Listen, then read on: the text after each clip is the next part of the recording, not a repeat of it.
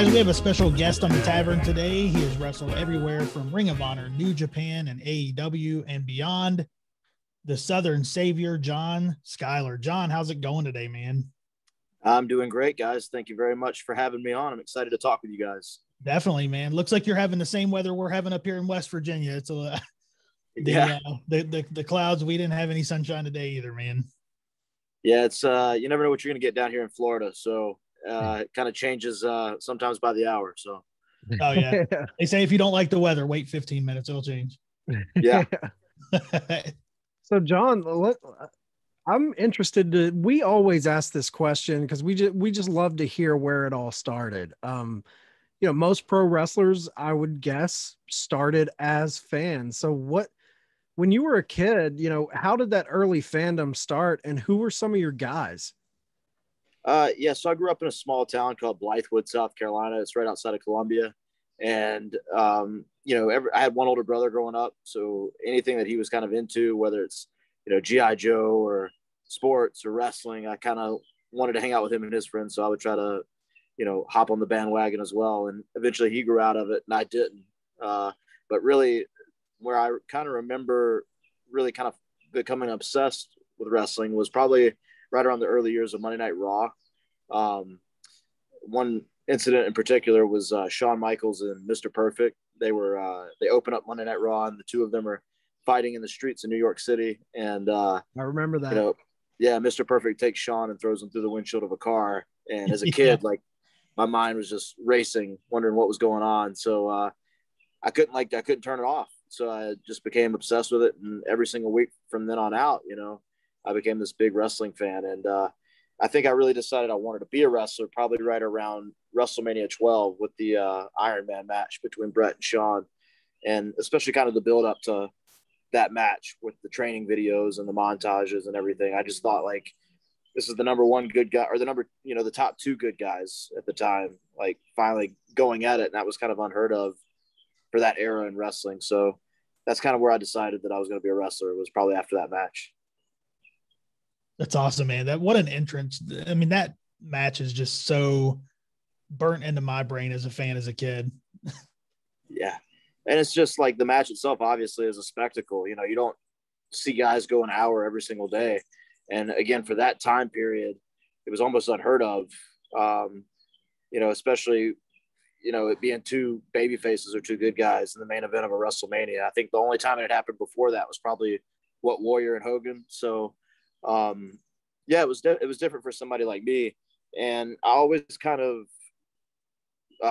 was a big fan of a lot of the Intercontinental champions growing up. So Shawn and Bret, before they were in the world title picture, big Intercontinental champions. Mr. Perfect was another huge fan. I was another huge fan of Mr. Perfect. Eddie Guerrero, Chris Jericho in later years, Edge, people like that. And then some of the other guys I kind of patterned myself after would be guys like Arn Anderson and Tully Blanchard, Fit Finlay, people like that. And so I have a wide variety of different people that I was big fans of growing up.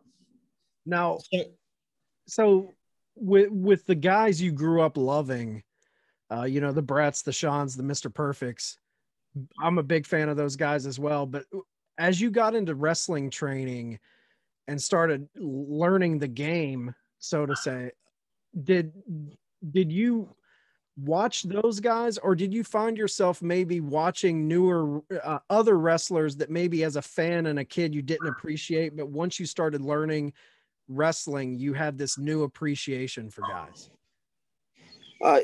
Yeah. I mean, initially I really wanted to be like Chris Jericho when I first started as a wrestler. I thought he had a wide range of what he could do as a character. That's probably the understatement of the year, seeing is that he's 50 years old and he's still on television every week. So right. He was somebody I really tried to pattern myself after when I first started. But yeah, there's tons of guys. One that pops into my brain is Brad Armstrong. I remember breaking in, a lot of the guys that I really looked up to telling me, if you want to learn how to wrestle, you need to watch Brad Armstrong. So I really studied a lot of Brad Armstrong tapes. And then another one is Beautiful Bobby Eaton. Those guys specifically. And it's funny because I just shared a clip of the two of them on Twitter today. So it's just kind of ironic that now here I am talking about them. But those are guys I really think are both criminally underrated, even to this day, very undervalued, maybe underappreciated. But, you know, I would tell that to any guy breaking in now. If you want to learn how to become a professional wrestler, you can learn by watching Brad Armstrong and Bobby Eaton. And that's just two of them. I mean, there's countless others that I studied over the years and still continue to study. I'm guessing you and Cash and Dax probably shoot the shit a lot about stuff like that. Oh man, we've been up and down the roads together and traveled together. And, you know, I've been friends with those guys for the better part of 10 years now. So we have a lot to talk about every week. And it's funny because we all share the same interests and the same beliefs in what good wrestling is. And it's funny to watch us get a little hot under the collar about some bad wrestling these days. So we're all very opinionated in our own ways. And, you know, whether it be good or for better or for worse, you know, it is who we are. And I think that's why we all have such a tight bond. Yeah. You know, being from West Virginia, you know, I feel like we share a lot of those same sentiments. So, but I want to know, growing it, because you grew up in the Carolinas. So were you a WWF or like WWE guy, or were you more of a WCW guy? Yeah. So as a kid, I remember getting to go to wrestling for the first time. It was at the Township Auditorium in Columbia, South Carolina, December the 30th, 1993. See, I remember more about my childhood than I do my own career. And it was a WCW house show. And the first wrestler that came out the curtain that night was Arn Anderson. And so I just remember seeing him. And again, it was almost like an epiphany for me as a 5-year-old kid, like seeing him come out and the one spotlight being on him and just the crowd gradually just getting louder and louder and louder with this like sustained roar for this guy. You know, even if you've never seen him wrestle before, as a 5-year-old, I was like, there's something special about this guy. And he makes everybody in this building feel a certain way. So WCW kind of came to town pretty semi-regularly.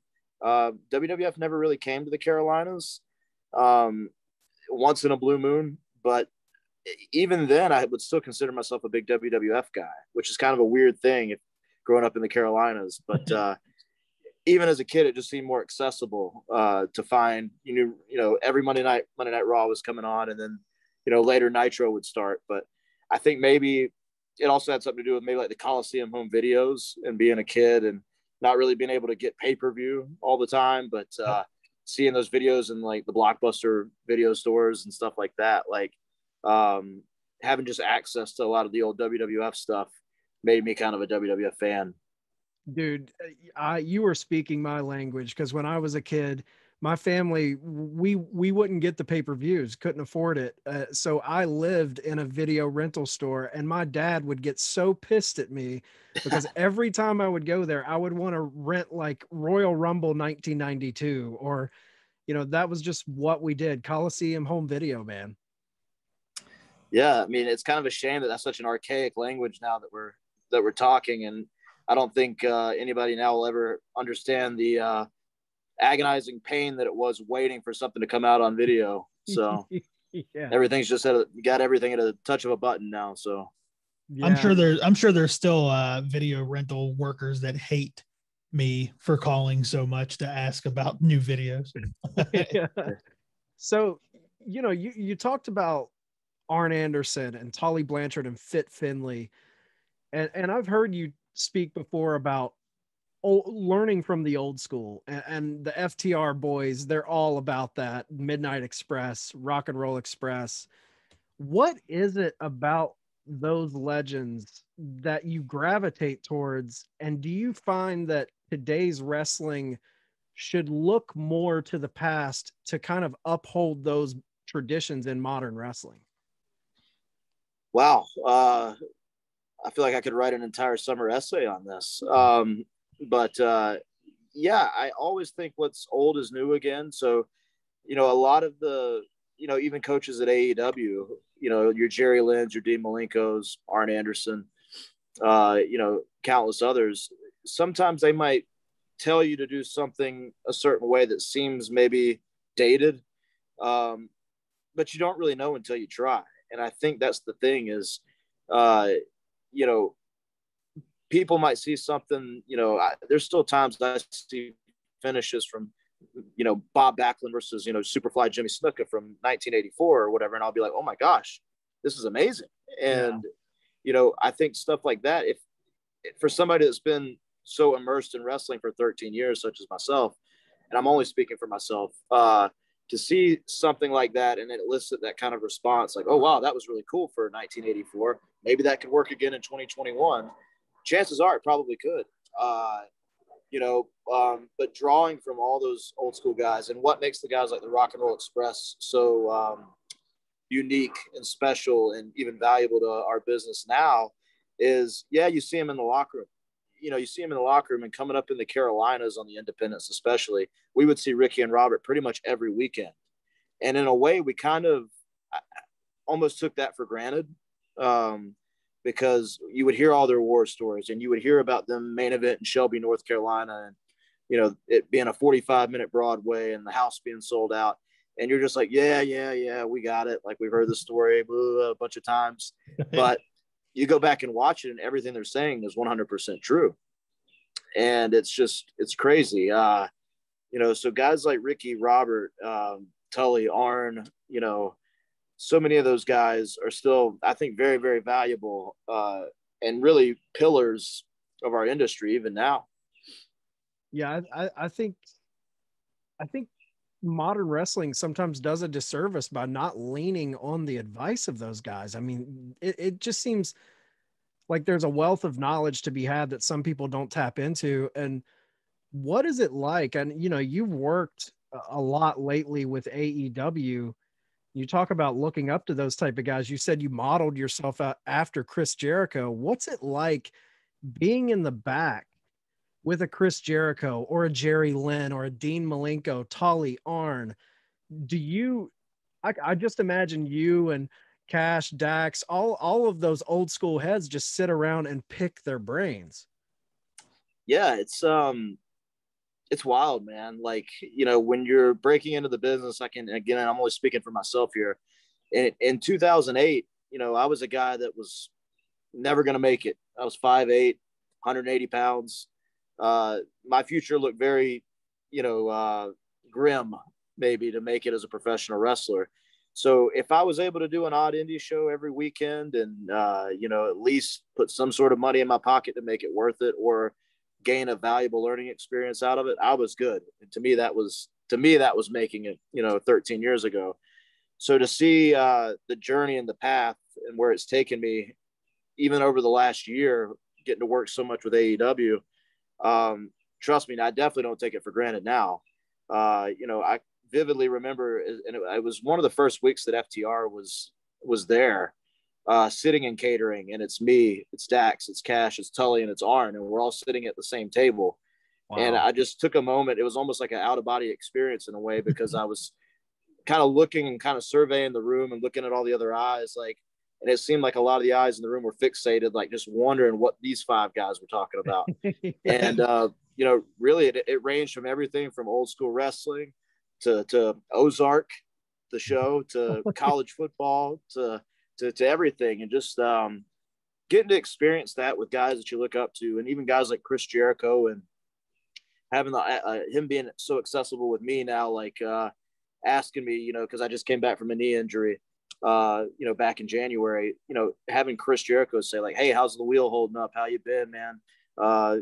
Really dug the match with you and Orange Cassidy. Like, again, my head just explodes. It's just, it's something. When I broke in 2008, that I never, ever thought, in a million years, I would make it as far as I've gotten thus far.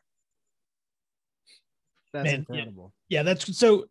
You said you started in 2008. What was it that took you from being a fan to wanting to do this as a living, to be a professional wrestler? So I was in college at the University of South Carolina. I started majoring in broadcast. Didn't really have a future in that. I don't feel like I did anyways. So then I got an education degree to teach middle school. And even though I was in college, I still felt like I hadn't figured out my path in life. I didn't really see myself working a normal job. And so I thought maybe now is the time, to at least try wrestling.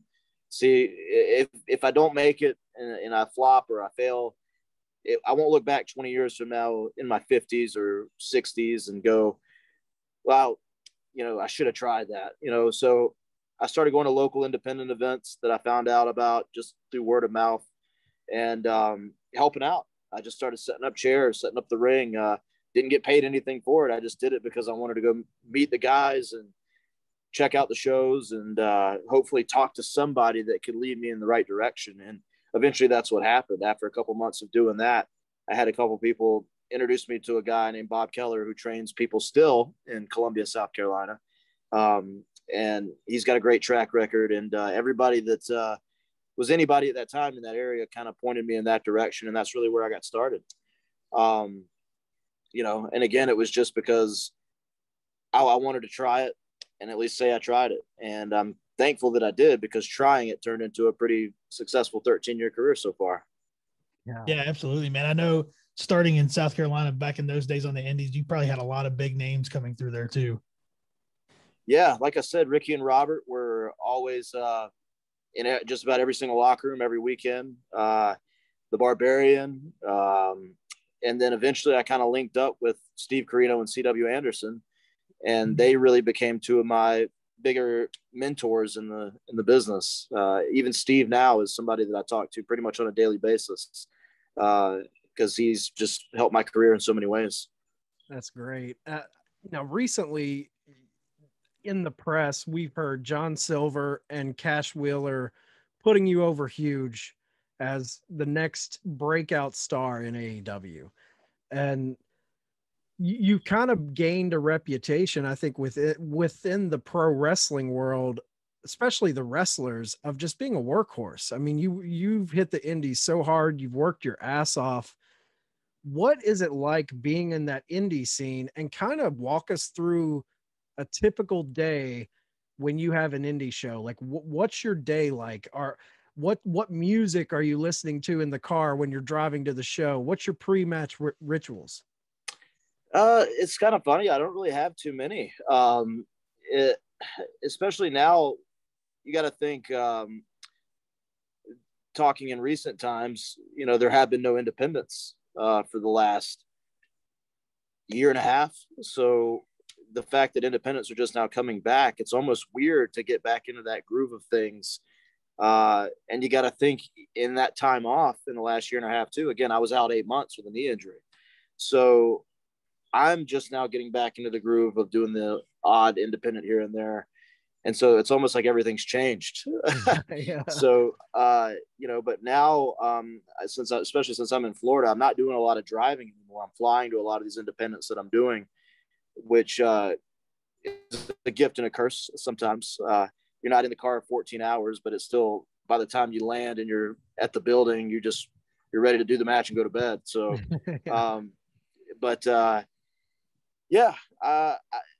if anything, the last year and a half or 2 years has made me appreciate the camaraderie amongst the guys a little bit more, because I mean, when the world shut down, you didn't get to see any of your buddies for, months on end. And we didn't really know when we were going to be able to see each other again. So I think, if anything, this is kind of like giving me an appreciation for that. So a lot of my time now, preparing for a match or whatever, I'm making sure that I'm right there in the locker room with the guys. I'm watching all the matches.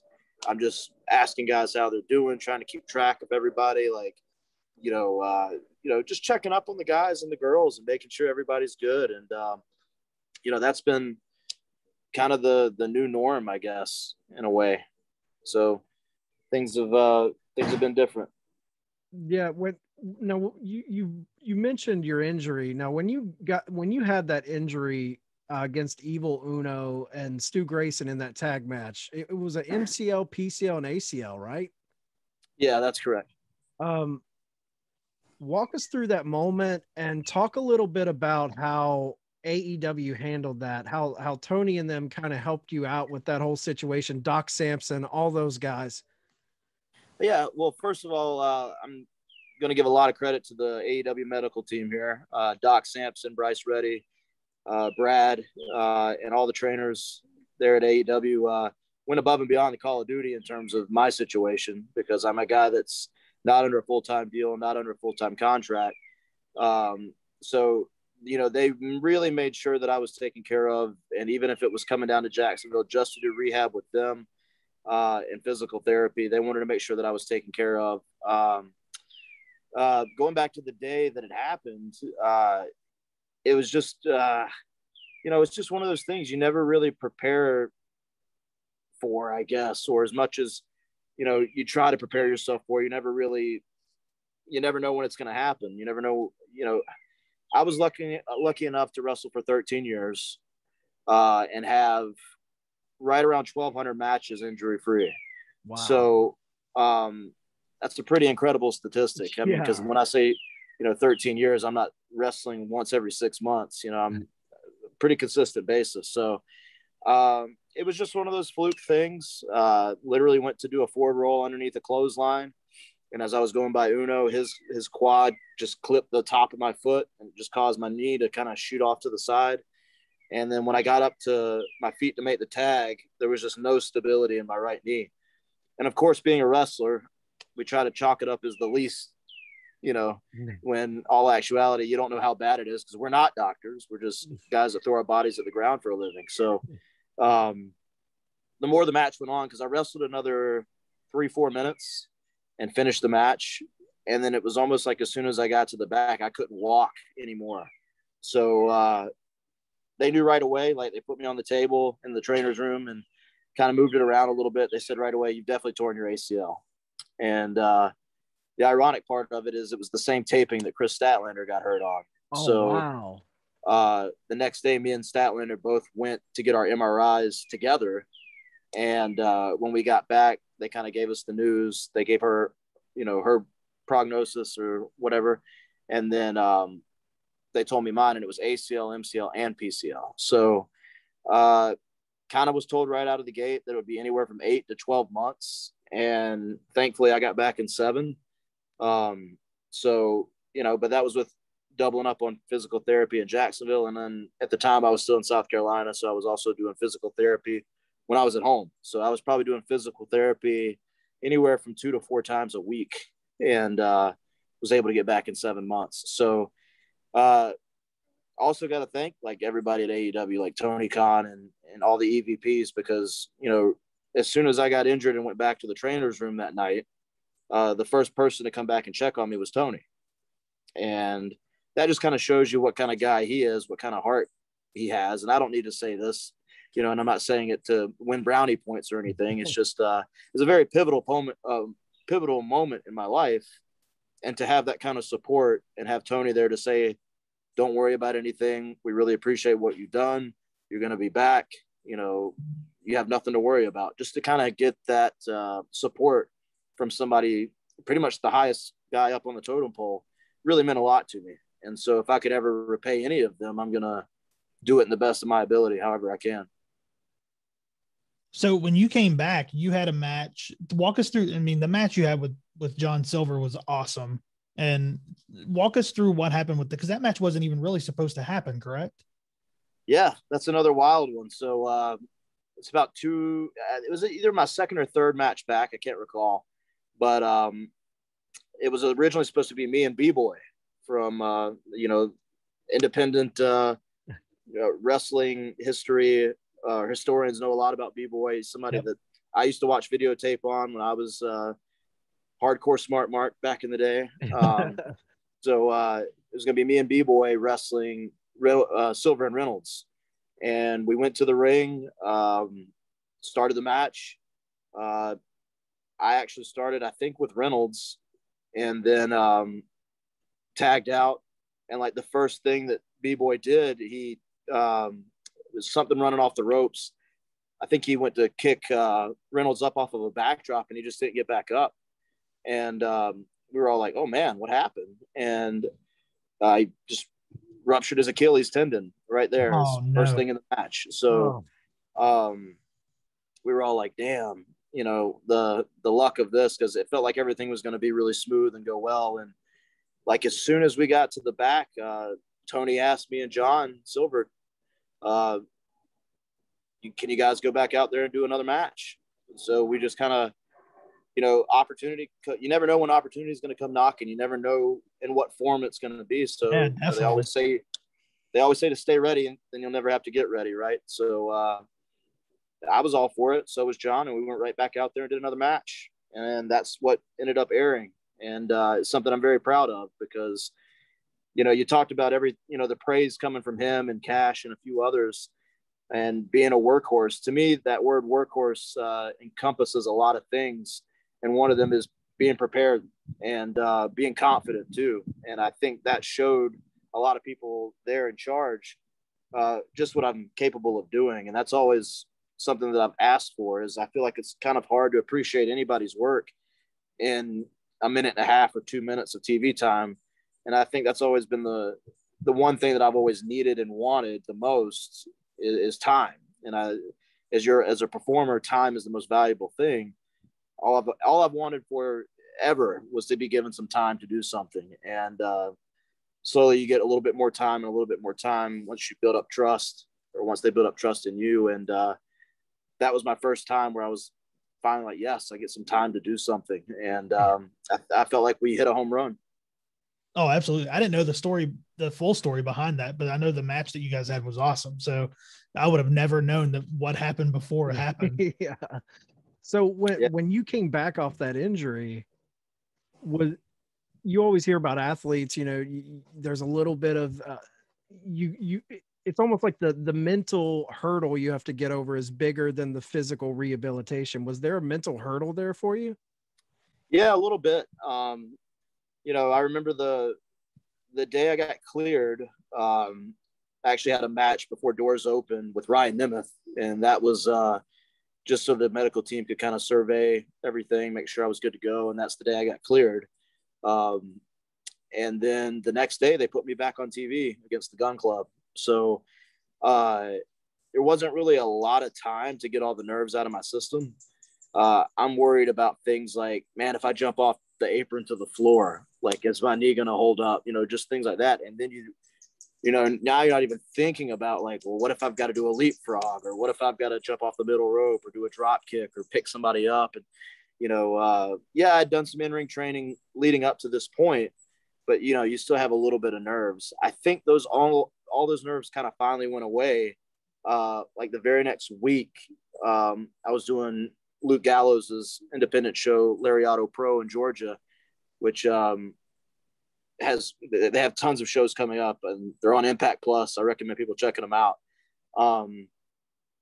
Gallows is a good friend of mine, and he had me booked against Eric Young on one of his independent shows, and we had about 20 minutes, and we went out there and just did an old school 20-minute wrestling match. And I got to the back and I was like, no problems with the knee. I feel good to go. And after that, like, all the nerves pretty much went away. But I feel like I needed to have that really competitive, match where I was putting in some time to see and test the knee and see if it was going to hold up. And thankfully it did. And it has since. And now it's not even really anything I think about anymore. One thing I'm very interested in, especially with guys like you and FTR, and everyone always asks about the physical aspect of training and pro wrestling, but I'm always fascinated by the psychology of it all. Like, how important in becoming a wrestler is really getting down the psychology of pro wrestling. And do you feel like there needs to be more of a emphasis on that psychology today? Yeah, I definitely think so.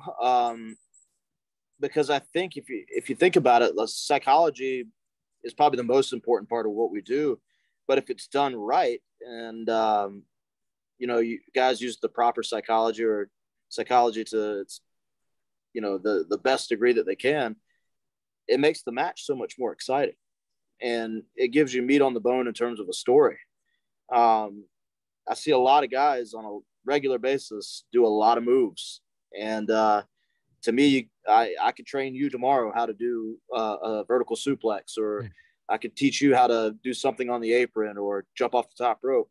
And I guess the art in all of it is, putting those moves in order to make them tell a story. Or if there's a certain move that doesn't fit within the story, you just take that move away and you save it for another day. And but I would dare say psychology is definitely like the hardest part of our business to learn, but it's definitely the most important. And guys that have great psychology, I mean, those are the guys that I think separate the good from the great.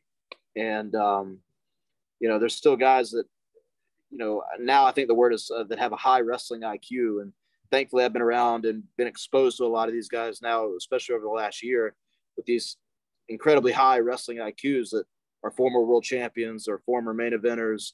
And they're passing down this knowledge, these tricks of the trade to guys like me and, FTR and everybody else. It's just our job to listen, retain it, and then maybe pass it down to the next generation. So, but yeah, hopefully that long-winded answer answered your question. But I'm a big psychology guy. Yeah, I've always said, man, don't get me wrong, I love high spots, exciting, I love those matches. But to me, pro wrestling at its core, what made me a fan as a kid was the stories being told. Yeah, and I think you can appreciate guys like Darby Allin and Kenny Omega and Orange Cassidy and so many of the different types of wrestlers that are a part of AEW. But I know, and I'm going to speak for FTR on this one. I'm also speaking for myself, but we've almost salivated the idea of working with a guy like Darby Allin because of the story that could be told there, and us changing our gears. And I'll speak for myself, like, me having to work up to his level, and then also maybe doing something different with him that, somebody else wouldn't do. So there's a little bit of, everybody uses the analogy of the flavors of ice cream, and, it's true. I think there's a place for a guy like Darby Allin. I think Darby Allin's going to be a huge, huge star in this business. And, I think somebody like that is a one of a kind athlete, and he can literally do anything that you think of. And then he can also do more stuff you would never even think of. So guys like that are invaluable as well. Yeah, it's all about style matchups, man. I mean, when you put those two, when I think of the Young Bucks and FTR, what an incredible match. The stories they told. And I think about even your match with Orange Cassidy. Talk about your going up against Orange Cassidy. Again, it was something I didn't know that was happening until like the day before. And I was really excited about it because when I first kind of tuned into AEW, when it first got started, I didn't get the Orange Cassidy deal. I'll be the first to admit it.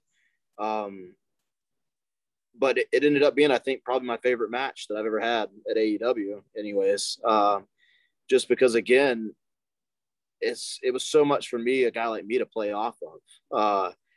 And he's super talented in his own way. And until you get to sit down and talk to him or get in the ring with him and wrestle him, you might not see it. Like, it's such a weird thing. Like, you have to almost, again, be kind of completely immersed in the culture or whatever. And, I don't know. I got all the praise in the world for that guy. Like, he's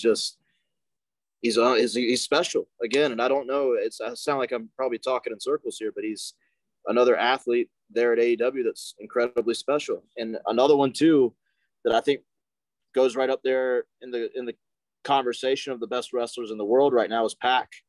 I think that guy is incredible and can literally do anything he would want to do. I mean, he can do anything imaginable. There's just so many great athletes. And then Ray Phoenix is another. And I'll cut it off there because I can keep going on and on and on about all the great athletes and guys I want to work with.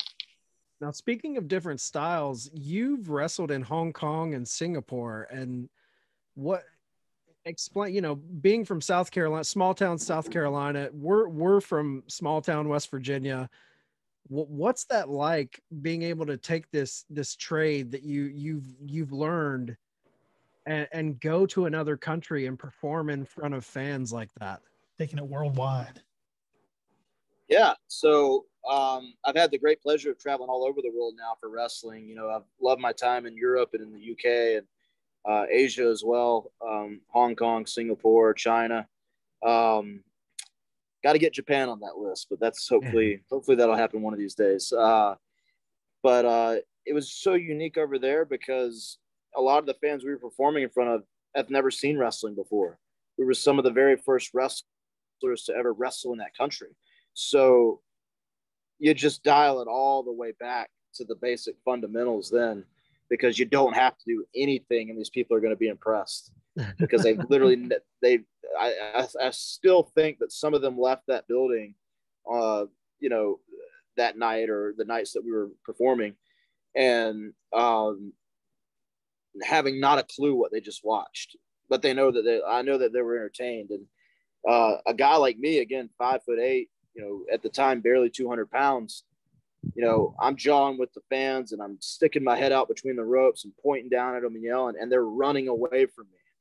And I was like, this is what it felt like to be Bruiser Brody. This is kind of cool. Yeah. You know what I mean?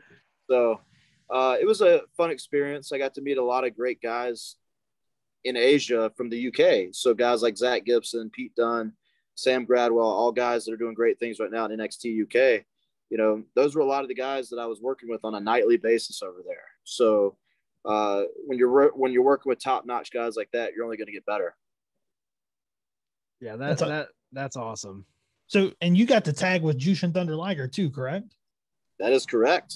Talk a little bit about that, man. That had to be just crazy as a wrestling fan. Yeah, particularly so because it was his retirement tour. So it was actually his last match in North Carolina. And I mean, I remember hearing about it. So that match happened in July, I believe 2 years ago. And I remember hearing about it being a possibility like that February. And so when it was so kind of far out, you're kind of like, okay, this is a situation where somebody's promising me something that may or may not happen. You try not to get your hopes up because, like anything else, you know, there's been so many examples of times when the promoters come to me and they said, hey, you're going to be wrestling this guy next month. And then it changes 5 or 6 times before that 1 month rolls around. So I'm being told in February, you're going to be teaming with Jushin Liger in a 6-man tag. In July, it'll be his last match in North Carolina. It's going to be awesome. You're just like, okay, I'll believe it when it happens. So to get there that day, to see Liger and, you know, see him with the get up on, and, you know, I marked out. I took a photo with him right before we went out and everything because, like, you know, again, once in a lifetime moment. You have to. And, you got to. Yeah. So it's just a really cool experience, man. And like Liger, to be in his 60s, was so giving to the guys in that match. He knew that this night was pretty much all about him, but he probably, you know, he gave us all so much in that match because he knew he was good either way. He knows he's riding off into the sunset.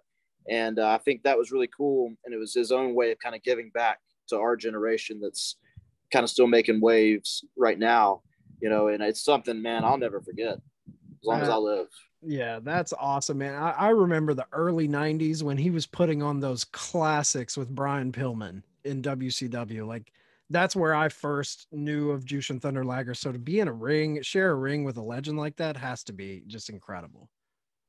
Yeah, I can't even really put it into words. I can try, but and hearing the music and everything, it was just, man, I still, it's a very vivid memory that I'll hang on to for a while. It's cool that you got a picture too right before you went out. I mean, that's got to be one to treasure, man. Yeah. So yeah, once in a lifetime. Yeah, man.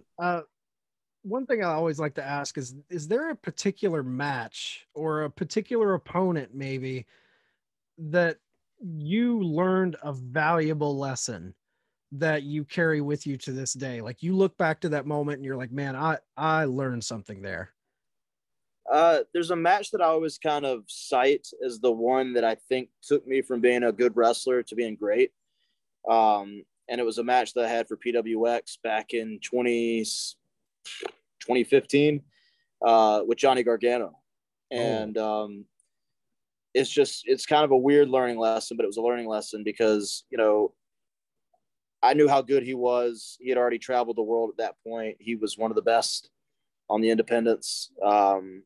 You know, and I knew I was going to have to step my game up. I was so nervous headed into that like match, having to like, am I going to keep up with this guy? Am I going to be able to, you know, go hold for hold? Am I going to, you know, put on a stinker. Like, you just worry about all these things.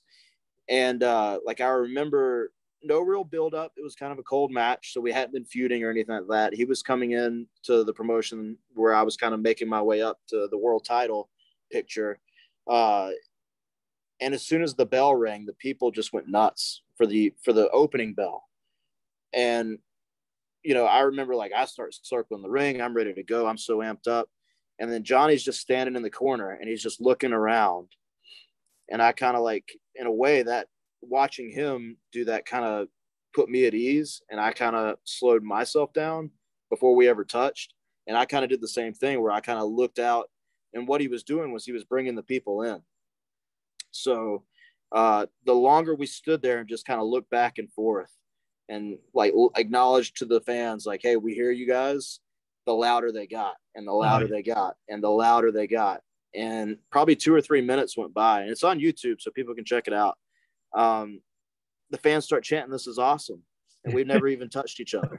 Yeah. So that was something. And then the match ended up, I think because I was kind of at ease there at the beginning, the match ended up going really well. Like, it hit on all cylinders. We told an amazing story, had so much fun. And that's just one that I always kind of remember, though, was a huge learning lesson for me to kind of, like, breathe and remember that, like, the people are paying to see you. Bring them in and have fun and remember to entertain them. And that was so much fun working with that guy. Brings to mind the Rock Hogan stare down when the crowd's just losing it and they don't have to say a word. Yeah, that's the kind of Shane Helms calls it DiCaprio stuff. It's like Leonardo DiCaprio. It's all the stuff in between and all the theatrics. So we definitely had some DiCaprio in that match. Hey man, so what's next for John SKYLER? We know, things are opening back up. AEW is going back on the road. Indie shows are starting to run a lot more. What's next for John SKYLER? That's a good question. I think the next few weeks and months are going to actually be pretty vital because I've got a lot of options right now, which are good. Again, if you would ask me in 2008 that I would have several different companies looking to acquire my talents or my skills, I would have said you're nuts. And now to be in a pretty good position, or in the position that I'm in where I have a few options, I'm excited about it. And, it's something that I've really worked hard for over the last 13 years. And, there's a lot of times when you think things look bleak and it's just not going to happen for you. And I don't know, but now things are moving in the right direction for me. And I couldn't be happier. I'm really excited, whether it's AEW or somewhere else. I'm excited about what the possibilities are. And now I'm at a point where, I'm in my early 30s and I feel like I'm just now hitting my prime. But it's time to make some money, save some money, and look forward to the future and life after wrestling eventually. Still got some time in the tank, or whatever the phrase is. So I'm, not looking to wind it down anytime soon, but, it is always good to think about the future. And, I'm just really excited about what, like I said, the next few weeks and months will bring. Well, we're excited to see where you land, man. We've been fans for a long time. So. Been watching you for a long time. I know something big's going to pop. There's just too much buzz. You've kind of put the road work in, so to say. We got one last question we like to kind of leave with. So the indies are back in swing. Pandemic's over. You're not taking the plane. You're taking the car. You're driving town to town, making towns. You can have any 3 wrestlers, alive or dead, in the car with you. What 3 wrestlers are you hitting the road with? Oh, man. It's funny because I actually asked a question somewhat like this, or something like this, the other day. One would be Kurt Hennig. Nice. Because I've heard all the stories about that guy and how much fun he used to have on the road. Wouldn't mind making a trip at least once with Arn Anderson. Because he's somebody that has become a huge mentor of mine. We don't get to travel or anything like that together, but, I'm sure he would have just riding down the road with him and hearing, that instant feedback would be great. And maybe like Jesse the Body Ventura. Man. Oh yeah. Just because you never know what he's gonna say. And the wild card. Yeah, he's a real wild card. So that'd probably be it.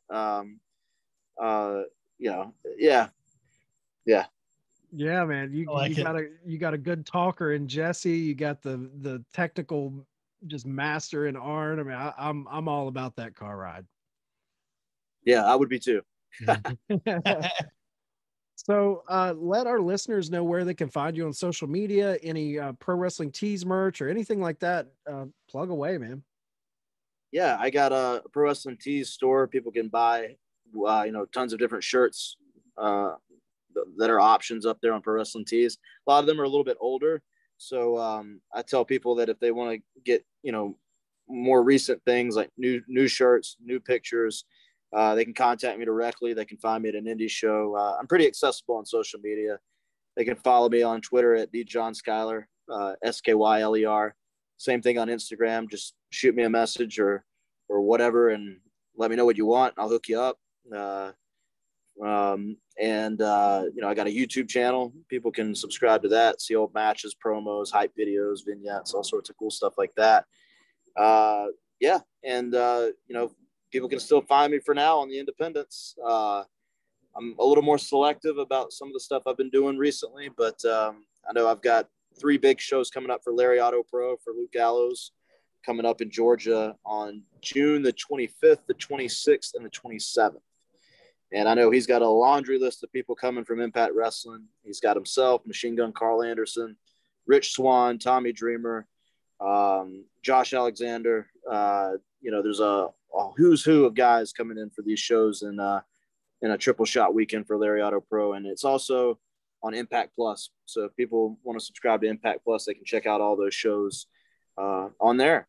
And I'm really excited about everything else I've got coming up. So awesome. Thank you guys. Now, listeners, the key word in that phrase was you can find him on the indies for now.